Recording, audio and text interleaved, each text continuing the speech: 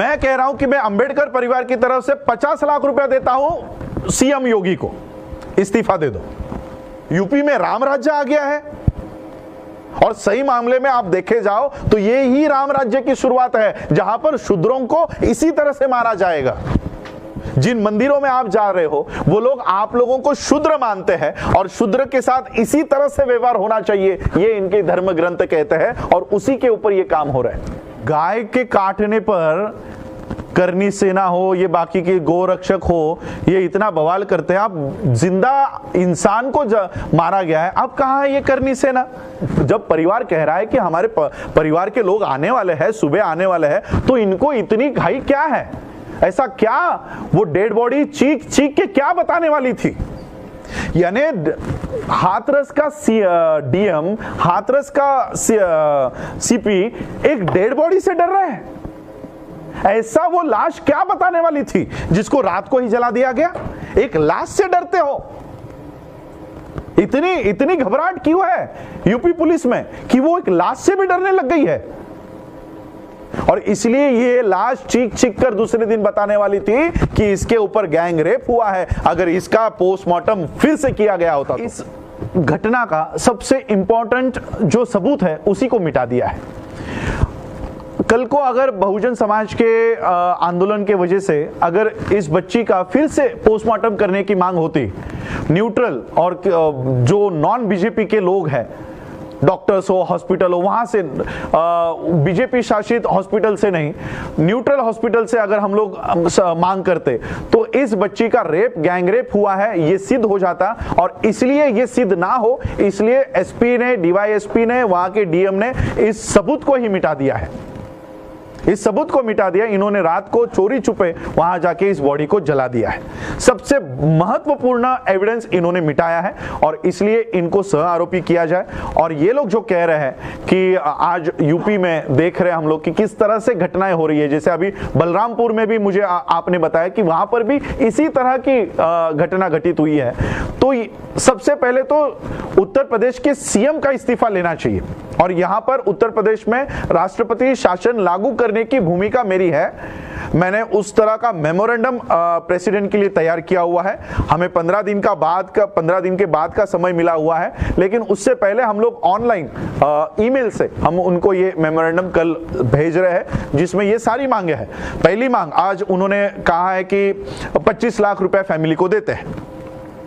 मैं कह रहा हूं कि मैं अंबेडकर परिवार की तरफ से 50 लाख रुपया देता हूं सीएम योगी को, इस्तीफा दे दो। 50 लाख रुपया मैं देता हूं, सीएम योगी ने सीएम पद का इस्तीफा देना चाहिए। हमको तुम्हारे 25 लाख रुपए नहीं चाहिए। आपकी नौकरी नहीं चाहिए, आपका घर नहीं चाहिए। हमारे परिवार को, हमारे समाज को हम संभालने के लिए सक्षम है। पूरा देश नहीं, पूरे वर्ल्ड से लोग हमारे इस एक परिवार को संभाल सकते हैं। हमको इनके दया के ऊपर नहीं जीना है। हमारी जो मांगे है वो मांगे पूरी करो। पहली कि यहां पर स्पेशल कोर्ट का नियोजन होना चाहिए, स्पेशल कोर्ट बैठना चाहिए, यहाँ के सीएम का इस्तीफा होना चाहिए। इस तरह की हम लोगों ने वहां पर मांगे रखी है। ये सारा है। और ये जो पुलिस प्रशासन है इनको पार्टी बनाया जाए, सह आरोपी बनाया जाए। गाय इनका गोरक्षक, एक गाय मरती है तो पूरे देश में आप लोग बवाल करते हो। कहां है ये करनी सेना और ये बजरंग दल, गोरक्षक, ये सारे जो आरएसएस के अलग अलग विंग्स है, आरएसएस का हिंदुओं से कोई लेना देना नहीं है।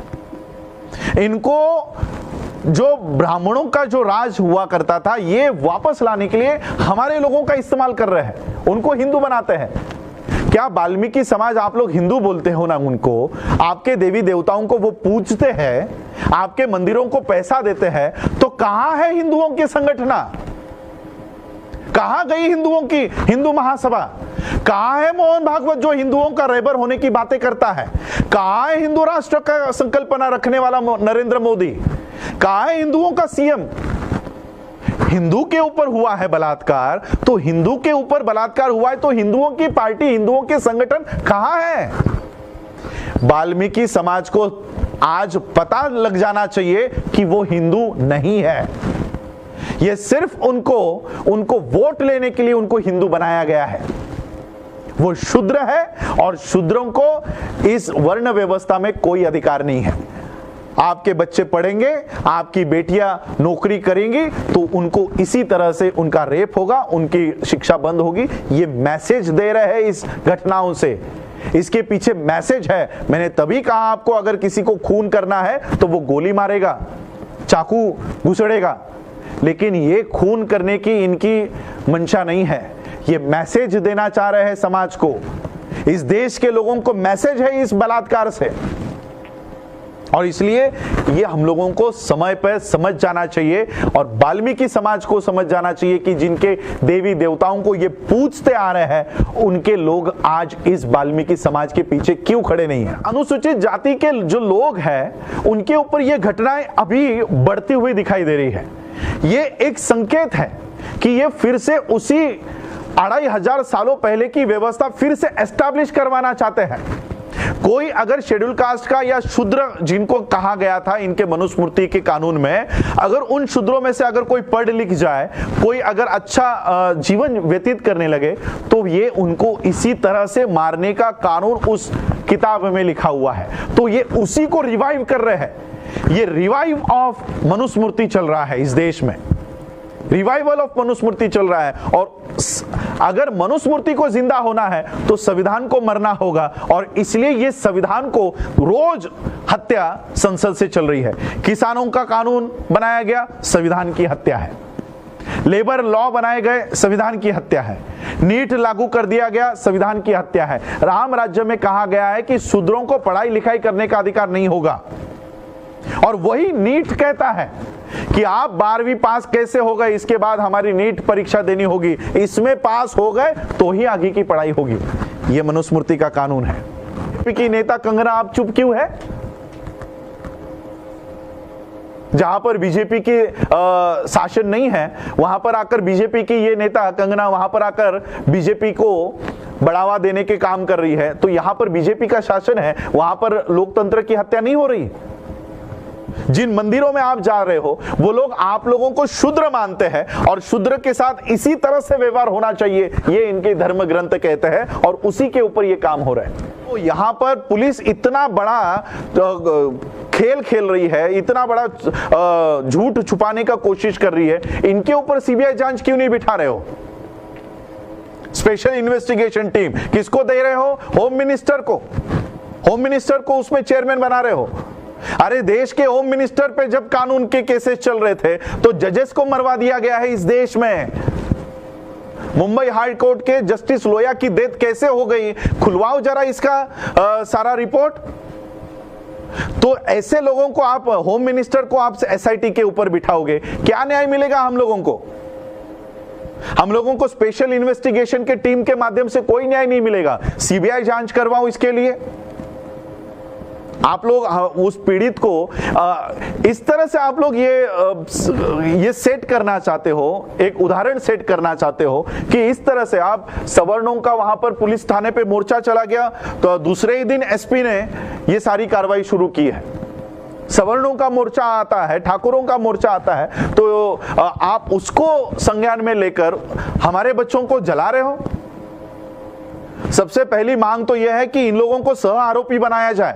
इन्होंने सबसे मुख्य एविडेंस इन लोगों ने नष्ट किया है, एसपी ने नष्ट किया है। इसको मीडिया बोलना ही नहीं चाहिए, इसको मोदिया बोलना चाहिए। ये मीडिया है ही नहीं, ये सिर्फ मोदी और मोदी का ही इशारे के ऊपर काम करता है। ये मीडिया है ही नहीं। ये सारे जो बैठे हुए हैं ना एंकर्स, जो हाथ ऊपर करके बाहें ऊपर करके धमकी देते, ये आरएसएस के गुंडे हैं।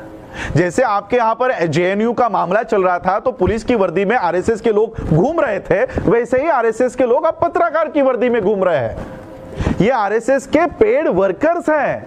वो आप वो संजीव क्या नाम है चौधरी को ले लो, वो अर्नब को ले लो, ये सारे आरएसएस के पेड वर्कर्स हैं। ये पत्रकार नहीं है, इन्होंने कोई पत्रकारिता की नहीं है, इन्होंने चाटुकारिता की हुई है।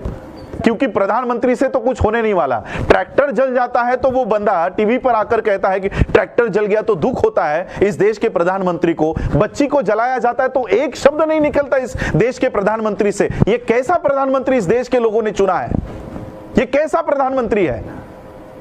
मोरों को नचवाने के लिए इसके पास समय है, लेकिन इस देश में बच्चे को दिन दहाड़े उसकी गैंग रेप होती है, उसको जलाया जा रहा है, पुलिसों के माध्यम से जलाया जा रहा है, उसके ऊपर प्रधानमंत्री संज्ञान नहीं ले रहे। महाराष्ट्र में इन लोगों को डर लगता है। अब यूपी में क्या हो रहा है? फिर यूपी में राम राज्य आ गया है, और सही मामले में आप देखे जाओ तो ये ही राम राज्य की शुरुआत है, जहां पर शूद्रों को इसी तरह से मारा जाएगा। यह है असली राम राज्य। क्या ये राम राज्य लाने की कोशिश बीजेपी कर रही है? ये हमको बताना चाह रहे हैं कि आप पढ़ लिख जाओगे, आप अगर बढ़ना चाहोगे तो इसी तरह से आप लोगों को मारेंगे। ये कोई मर्डर या रेप का किस्सा नहीं है। अगर किसी को रेप करना होता तो वो किसी की जबान नहीं काटता, किसी की रीढ़ की हड्डी नहीं तोड़ता, गली की हड्डी नहीं तोड़ता।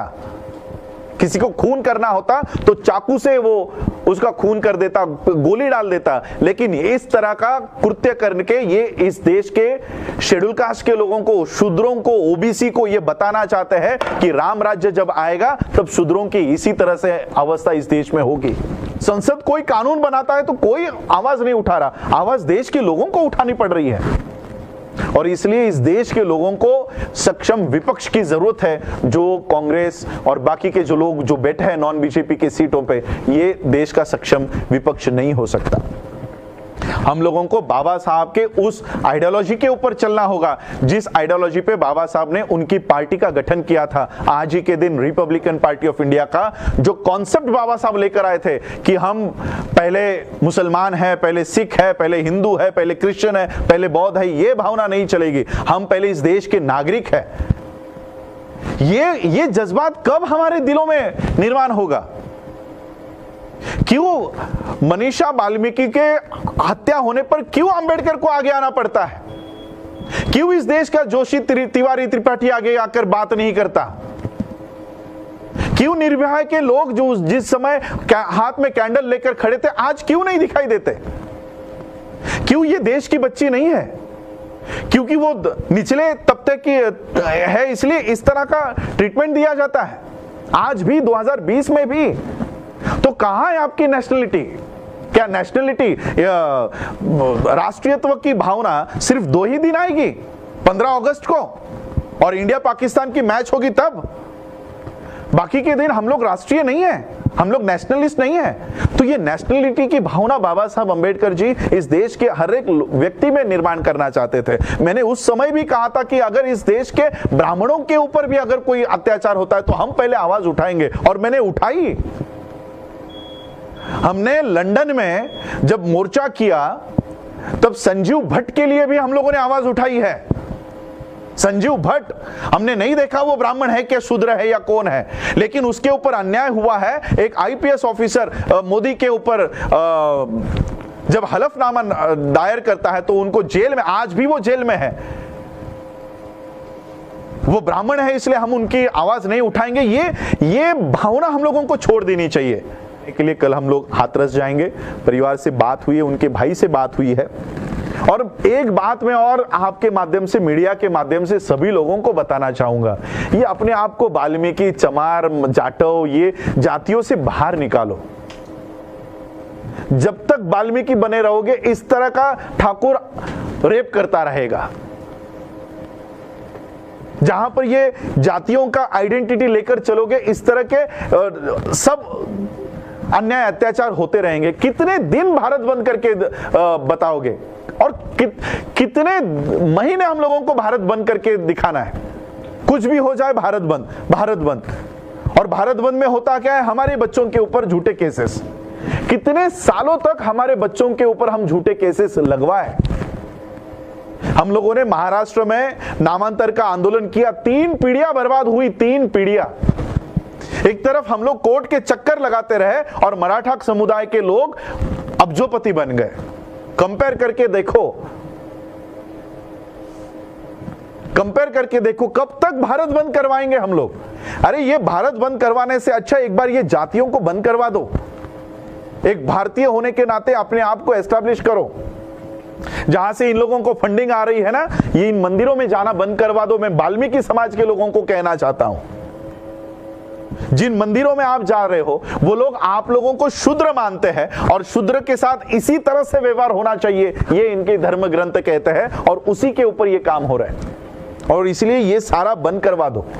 बाबा साहब के सिर्फ फोटो को लेकर मत चलो, उनके विचारों को लेकर चलो। बाबा साहब को जब ये पता चला कि ये लोग हमको अधिकार देने को तैयार नहीं है, ऐसे धर्म को बाबा साहब ने लात मार दी थी। हम लोगों को वो देखना चाहिए। सिर्फ बाबा साहब का इस्तेमाल राजनीति के लिए वोट मांगने तक नहीं करो। बाबा साहब ने जिस कंक्लूजन को दिया है उसे भी तो एक्सेप्ट करो।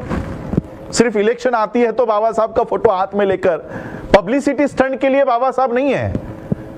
संविधान हाथ में पब्लिसिटी स्टंट के लिए नहीं है, उसमें क्या लिखा है, वो प्रोविजन क्या है, उसके ऊपर उंगली रखो। बाबा साहब अंबेडकर आज हमारे साथ नहीं है, लेकिन संविधान के माध्यम से आज भी हमको सेफगार्ड करके गए हैं, सुरक्षित करके गए हैं। उस सुरक्षित कवच को आप लोग देखो।